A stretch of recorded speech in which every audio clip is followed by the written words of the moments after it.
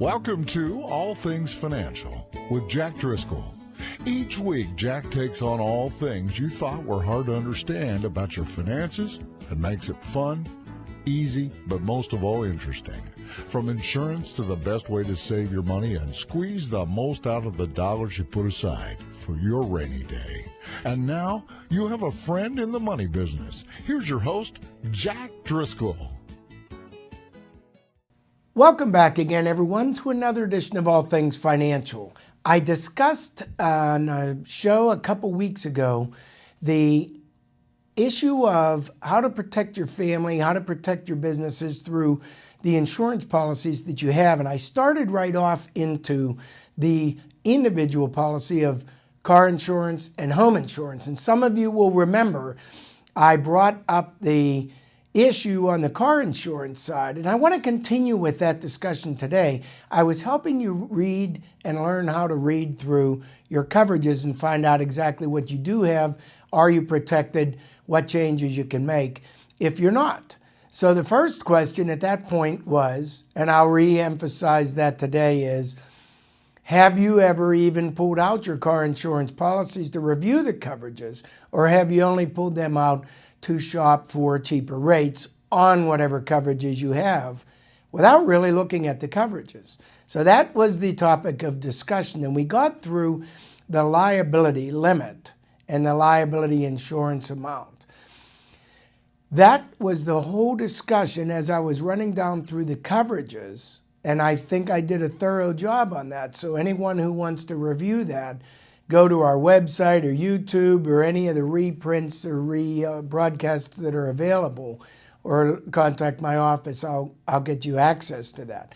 So I wanted to continue that conversation because with car insurance policies, probably the first and one of the most considerations is indeed the amount of the liability insurance limit. And we talked about umbrella liability. Well, now today I want to get into other areas of coverages as we look down through what would be called the declarations pages on your car insurance. So for those of you that you're listening to this for the first time, if you're driving in a car, I want you to just think about this when you get home. Pull out a copy of your policies and look over the information. If you're already at home listening to this or watching it on TV, go pull out your policies and follow through with me, because on your policy renewal, you'll see what's called a declarations page. And on that declarations page, it'll list all your coverage limits. Now, here's what I want you to look for next. I want you to look at the tort option in Pennsylvania. We have an option of whether to choose full tort or limited tort. Now, most people I speak to don't have any idea what their coverages are. So to begin with, if I asked all of you, whether you're driving or at home, it won't matter. The majority of people I ask, on the first show I said no one knows their coverages. That's probably not true, but most don't. So if I said, what tort option do you have? Some might know, some might not. What limits of liability, uninsured motorists, etc. So I'll ask you on the tort option as a little quiz, what tort option do you think you have? Full tort or limited tort? You know, it's an insurance discussion, but it's really somewhat of a legal discussion. The issue of tort, I'm not an attorney, so I can't guide you on legal advice. And here it is, an insurance coverage option. So no insurance agents can really guide you on which option is right. But all of us try to, because it's an insurance choice that you make on the insurance policy. My best advice is contact your attorney and ask them what your best legal option is. So here's what happened. Back in 1990, prior to 1990 in Pennsylvania, there was no such thing as a tort option for your car insurance policies. What is tort? T-O-R-T. As far as we've been educated in the insurance industry side, tort can be generalized as the right to sue if we're injured in an accident for our pain and suffering. Now, I know I've said that wrong. I'm not an attorney. But that's how we were taught on the insurance side, that tort is, in general, the right to sue another party for causing injury to you in a car accident, maybe through their fault or maybe through no fault of their own. But if they're deemed to be liable and you, the injured party, or your family wanted to sue them or needed to sue them for your pain and suffering, you always had that right under Pennsylvania law, we're taught, prior to 1990. And then Governor Casey was trying to reduce the amount of frivolous, what they referred to as frivolous lawsuits for whiplash claims and pain and suffering. So they came out with an incentive, a carrot, if you will, to dangle in front of all insurance policyholders that you could save around 10% or more, sometimes 20% of your car insurance premiums to give up that right to sue for pain and suffering. You could save around 10 to 20% of your premiums. So Governor Casey decided if people are willing to give up, what they were really trying to figure out is how can we get people to give up their right to sue for pain and suffering? And they figured, well, the only incentive we could give is let's lower their insurance premiums, because the insurance companies are the ones that end up paying all the payouts. We may as well give an insurance premium to waive that right. So that's where they came up with, let's limit the tort options for those who choose to do so in return for, in exchange for, a premium reduction on their car insurance. So 1990, we had all this tort discussion, and a lot of people chose the limited tort and a lot of people chose the full tort. So my question to you this many years later is, what tort option do you have? Well, some of you might be surprised to find you still have the same tort option you chose way back in 1990 and have never looked back and have never looked forward and have never figured it out since. You just chose one willy-nilly and have continued it ever since. And even when you're shopping for coverages, no agents are asking you. They might just be asking, what option do you have? So we get to the tort option, and we have to re-explain what it is for you to then understand, well, wait a minute, I didn't know that. So I'll do my best right now. When you look at your car policies, it's hard to find sometimes on the first page or the second page, but it will be on one of those 2 pages, most likely, of the declarations page. And you'll see the word T-O-R-T, and in front of that word you'll see limited or you'll see full. And basically that means, generally, that if you're injured in an accident, you or a family member under that policy is able to or unable to sue another party for pain and suffering as a result of an accident. So if your car is damaged, can you collect under their liability? Yes, whichever option you have. Can you collect for your lost wages? Yes, for the most part. These are generalities, remember. Can you sue for your medical expenses? Basically, yes. And I'll get into details on that hopefully in another show. But basically, yes. So regardless of the tort option, your actual out-of-pocket expenses typically can be sued for regardless of the tort option. So then you'd say, well, if I have all of those issues, what is the difference? Why would I need full tort if all of those lost income, medical expenses, and the damage to my car, all my bills are paid for? And the issue sometimes gets to, what if it's an uninsured motorist? What if it's an underinsured motorist, like before my show you were? If you listen to my last week's show that I did on this, my first show, you were probably an underinsured motorist. So that means you had $100,000 bodily injury limit and somebody sued you for $500,000 or $700,000. You're an underinsured motorist. So if an underinsured or uninsured motorist hits you, especially an uninsured motorist, what about a hit and run driver? What about you got knocked out in the claim or had a coma, and when you came to, there wasn't anybody around. So you can't even find who hit you. Now your only recourse is going to your own policy. Now it matters if you have full tort or limited tort, if you need to make a claim under your own uninsured motorist or underinsured motorist, and even if you can find the other driver, if you're injured, you may have a situation where your medical bills are paid, you're all fixed, and you go back to work, but you have constant headaches, or you can't sit long because of your back injury now. You've been cleared to work. You've been cleared that you're healthy enough to work, but the pain makes it unbearable to work. You're a stock person at a grocery store. You can no longer do your job due to the pain.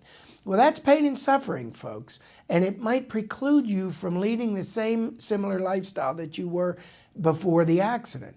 So now you may need to make a claim against the other party for that pain and suffering portion of the claim, which can be larger than any of the other portions, and find out, unbeknownst to you, that you have signed limited tort for the 10 or 20% premium reduction. And there's where the huge consequence is. It might be a lifelong consequence as opposed to the year-by-year premium savings. Here's how I look at coverages. Now, this is my own opinion and my own professional opinion, and everyone has a different opinion, but here's my professional opinion. In every area of car insurance, all the limits, we get to choose how much or how little.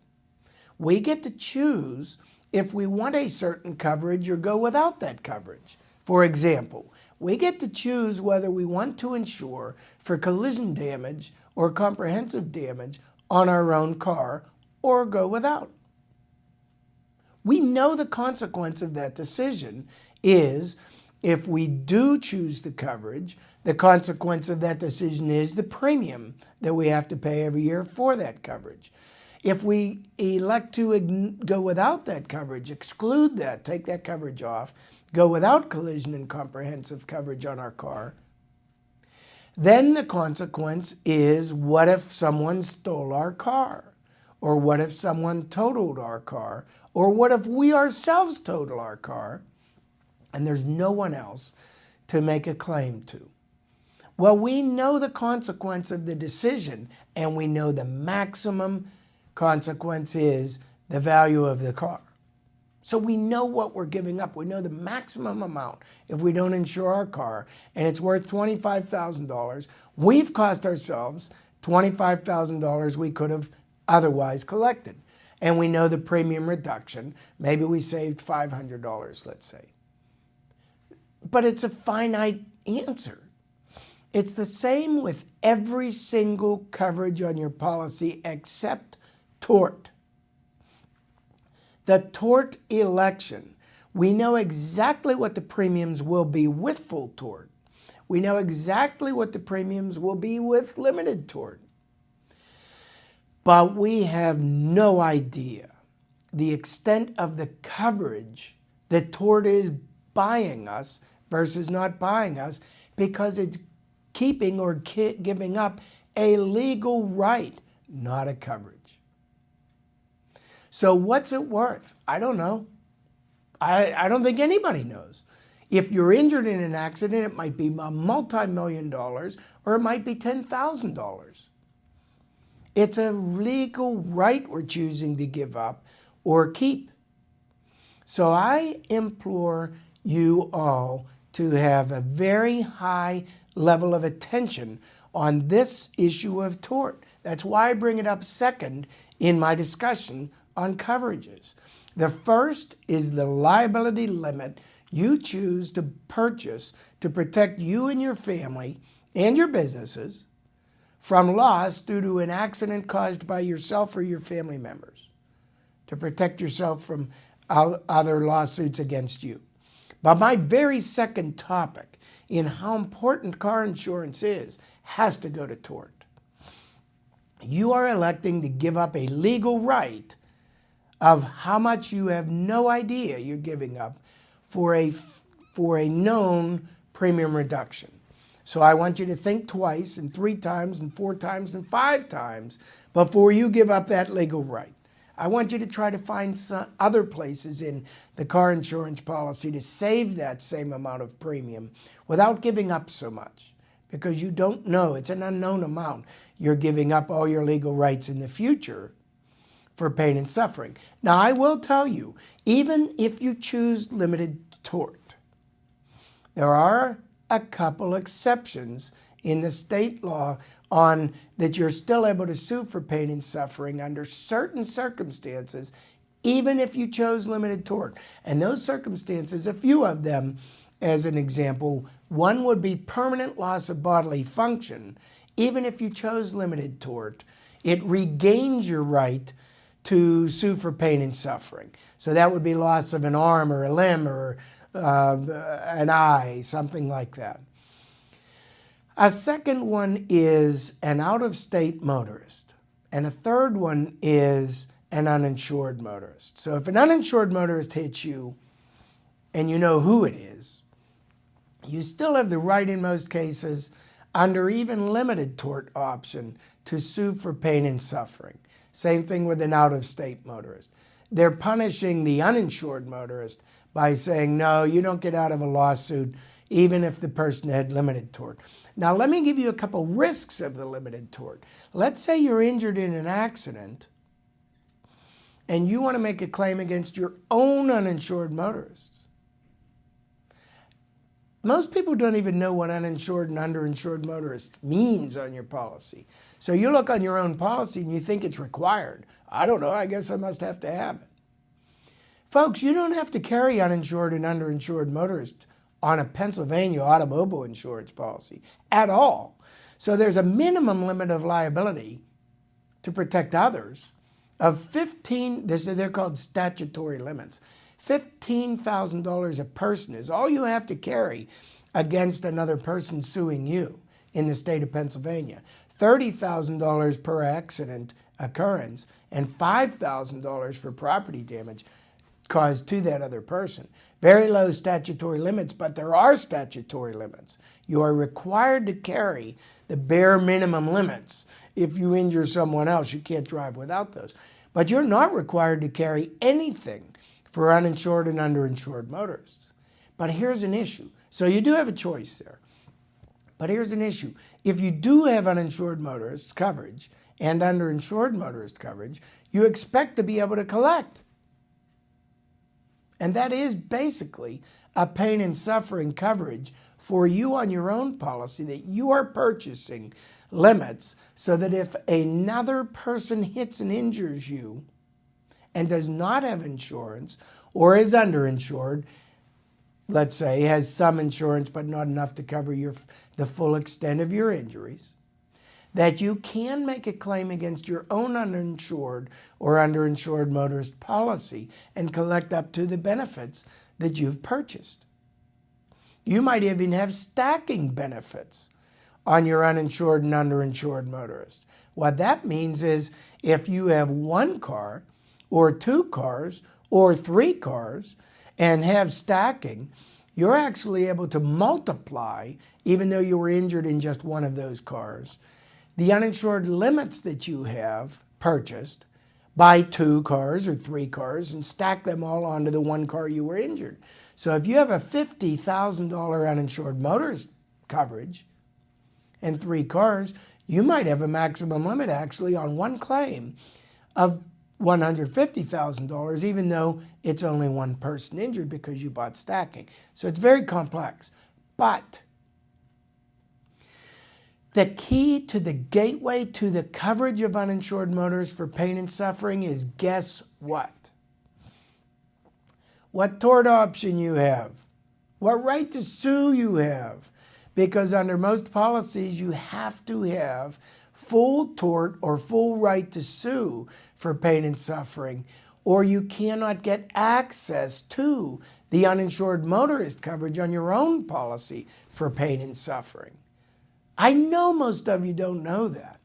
I know I'm going fast through this show. I'm not here to teach you everything about the world of insurance.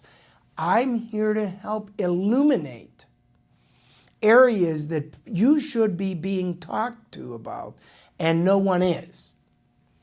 That's why I put the show on, folks. I keep saying that.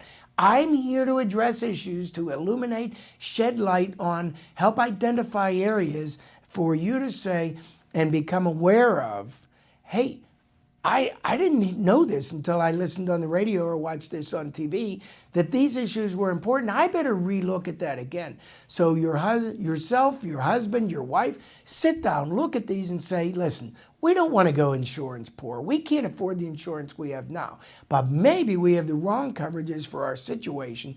Maybe it's possible to reposition, reallocate the coverages, tailor them to our personal needs and situation for the same premiums we're now paying, but just use them in different areas and be better protected for the needs that you have. Now that's success. So I wanted to go over that in today's show, part 2 of how to read your car insurance policies and what to do about them. So you know I cover a lot of areas in this show. It's called All Things Financial for a reason. We're here to help anyone who has questions to get better help than you're getting now from your current advisors. Give us a call. We'll be glad to help you out or even teach you how to read what you already have and are paying for and thought you were happy with. All right, folks, I appreciate your tuning again to another edition of All Things Financial. We'll be back again next week. Securities and investment advisory services offered through SagePoint Financial Inc., member FINRA SIPC, and registered investment advisor. Insurance services offered through Driscoll Insurance and Financial Services Inc., which is not affiliated with SagePoint Financial Inc.